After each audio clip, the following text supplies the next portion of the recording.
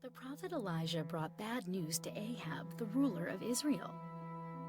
King Ahab and his people had refused to repent of their evil ways, so God was going to send a famine. The words of the prophet made King Ahab and his wicked queen Jezebel very angry, and they sought to kill Elijah. Elijah fled to a small stream of water where God miraculously provided for him. When the stream dried up, God said to the prophet, "Go to the town of Zarephath. You will meet a woman there who no longer has a husband to provide for her, and she is very poor, but she will give you food and drink." When Elijah arrived, he saw the poor widow off in the distance gathering sticks for a fire. He called to her, "Please, may I have a cup of water?" She clearly had her own troubles, but she stopped what she was doing to get him a drink. As she walked away, he called to her, "May I also have a piece of bread?" It was then that she revealed to him the pain behind her tired and grief-stricken countenance.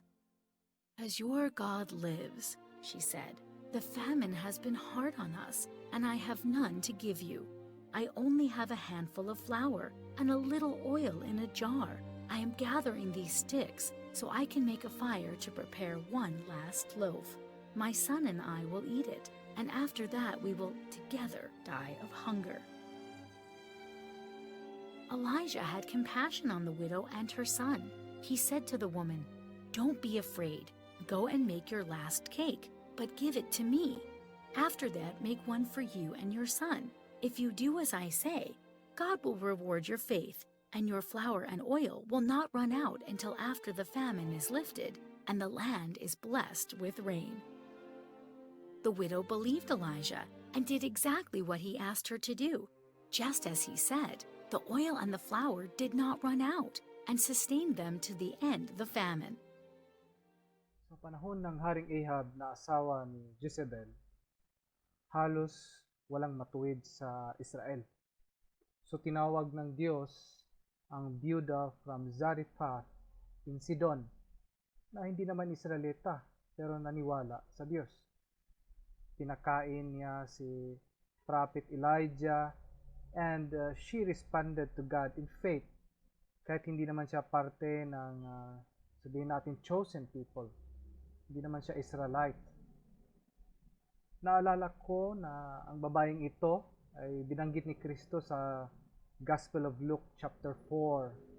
Nung nasa synagogue siya, he reminded his audience that God chose an outsider or Gentile who would demonstrate obedient faith. So, hindi importante sa Diyos kung saan ka galing o ano ang iyong katayuan sa buhay. Importante sa Diyos kung ano ang nasa puso mo. Ikaw ba ay tapat at may active faith sa Kanya? So, mga kapatid, manatili po tayong tapat sa Panginoon dahil gagamitin niya po tayo para maging example, maging encouragement at pagpapala sa ibang tao. Kagaya po ng byuda na nabasa natin.